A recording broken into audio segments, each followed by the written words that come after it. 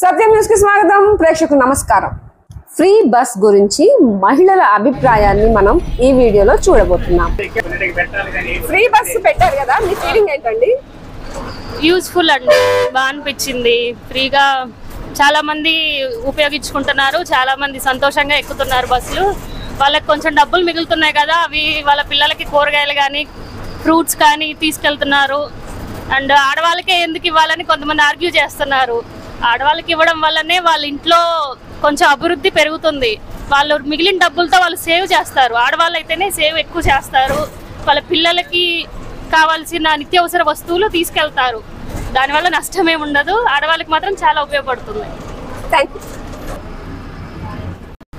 Free bus కదండి మహిళలకి, మీకు ఎలా అనిపిస్తుంది? ఓకే, లేని వాళ్ళకి బాగానే ఉండొచ్చేమో కానీ మిగతా వాళ్ళకి వేస్ట్ అని నా ఉద్దేశం.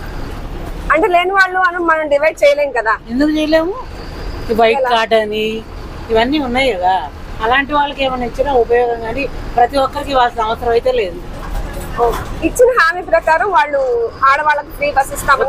అది కాదనట్లేదు, ఓకే, అది కాదనట్లేదు కానీ ఇచ్చారు కాబట్టి. కాకపోతే ఓట్ల కోసం అది మ్యాజిక్ అంతే. Thank you. ఫ్రీ బస్ కదా, మీకు ఎలా ఉపయోగపడుతుంది?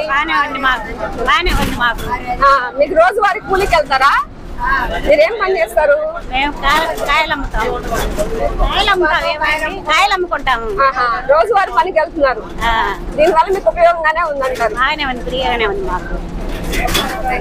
అదే చెప్పు బేరం ఉంటే బేరానికి వెళ్తామండి, బేరం లేకపోతే కూలికి వెళ్తాం.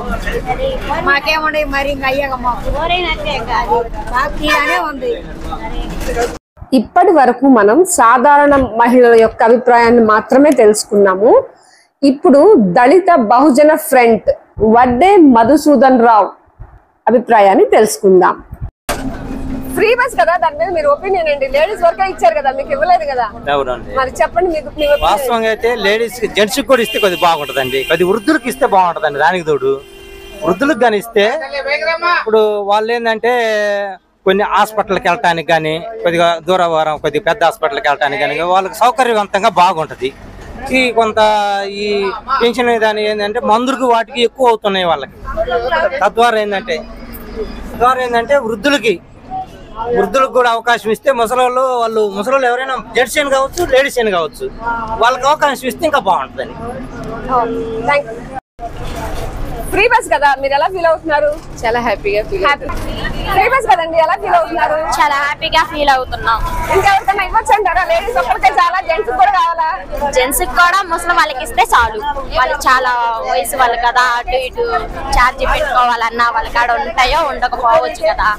ఫ్రీ బస్ అయితే వాళ్ళకి బాగా ఉపయోగపడుతుంది, మాకు కూడా లేడీస్ కూడా చాలా ఉపయోగపడుతుంది. ఫ్రీ బస్ కదా, మీకు ఎలా అనిపిస్తుంది?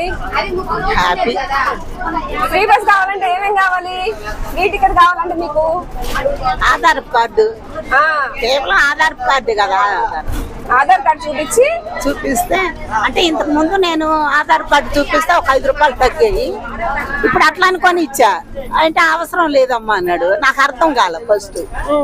తర్వాత ఇదిగో మేడం గారు చెప్తా, అది వినమా. ఆధార్ కార్డు చూపిస్తే ఫ్రీ బస్ అన్నమాట, ఫ్రీగానే ఇచ్చేస్తారు మీకు. అంటే ఆడోళ్ళ వరకు ఫ్రీగా ఇస్తారు, చిన్నపిల్లలైనా పెద్దవాళ్ళైనా. మీకు ఎలా అనిపిస్తుంది? ఫ్రీ బస్ కదా, హ్యాపీ ఉంటది. ఏముంది, మీకు ఏమైనా ఉపయోగపడుతున్నాయా ప్రభుత్వ పథకాలన్నీ? ప్రభుత్వ పథకాలు మీకు ఏమైనా ఉపయోగపడవండి? నా గవర్నమెంట్, మా ఆయన గవర్నమెంట్ జాబ్ చేశాడు, నాకు పెన్షన్ వస్తుంది గవర్నమెంట్ కాబట్టి. నాకు గవర్నమెంట్ నుంచి ఏది అంటే ఆధార్, రేషన్ కార్డు కూడా లేదు. అంటే గవర్నమెంట్ జాబ్ కదా, అందుకని చెప్పేసి నాకు అవి కూడా లేవు. మీకు జరగడం బాగానే జరుగుతుంది, పెన్షన్ వస్తుంది, నాకు బాగానే జరుగుతుంది. తెలియని వాళ్ళ కోసం చెప్తున్నాము. ఈ పథకం మీకు వర్తించాలి అంటే ఆధార్ కార్డు కానీ రేషన్ కార్డు కానీ మాత్రమే తీసుకువెళ్ళాలి. పాన్ కార్డు తీసుకువెళ్ళినా ఇది వర్తించదు, ఈ పథకం వర్తించదు.